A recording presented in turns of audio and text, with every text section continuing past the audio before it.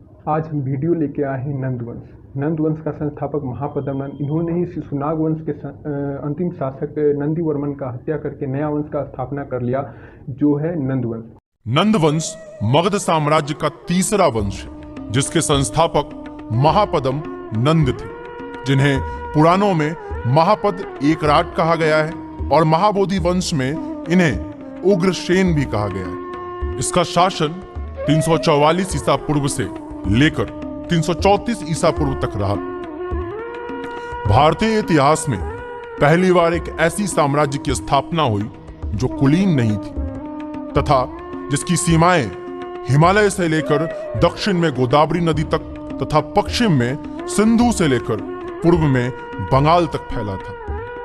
यह साम्राज्य वस्तुतः राज्यों या सामंतों का शिथिल संघ ना होकर बल्कि किसी शक्तिशाली राजावल के सम्मुख नतमस्तक होते थे। यह एक महापद एकराट की छत्र छाया में अखंड राजतंत्र था, जिसके पास अपार सैन्य बल, धन बल और जनबल था। चक्रवर्ती सम्राट महापद्म नंद ने चक्रवर्ती सभी राजाओं को जीतकर एक विशाल साम्राज्य की स्थापना की एवं केंद्रीय शासन की व्यवस्था की। इसलिए सम्राट महापद्म नंद को केंद्रीय शासन पद्धति का जनक भी कहा जाता है।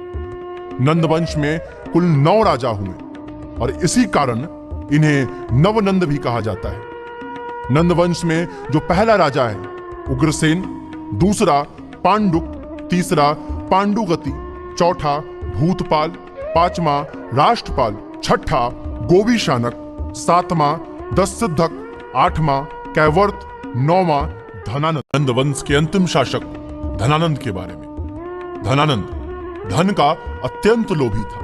उसने समस्त छोटी छोटी वस्तुओं पर भी अधिक से अधिक कर लगाया था, जिसके कारण जनता में धनानंद को लेकर घृणा तथा असंतोष का माहौल व्याप्त था। इसका लाभ चंद्रगुप्त मौर्य ने उठाकर चाणक्य की मदद से इसकी हत्या कर मौर्य वंश की स्थापना की।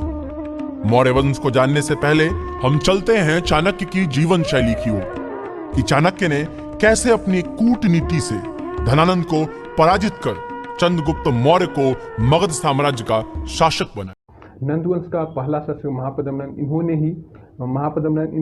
इन्होंने जाति के क्रूर थे। इन्होंने राष्ट्रपूत जाति को विनाश करके सर्वक्षतांत्रक की उपाधि धारण की और इन्होंने कलिंग को जीत करके कारट की उपाधि धारण की। और इसका अगला शासक है घनानंद। घनानंद जो है बहुत क्रूर शासक है और ये कलिंग में बहुत नहर खुदवाने का बहुत ज़्यादा काम किया।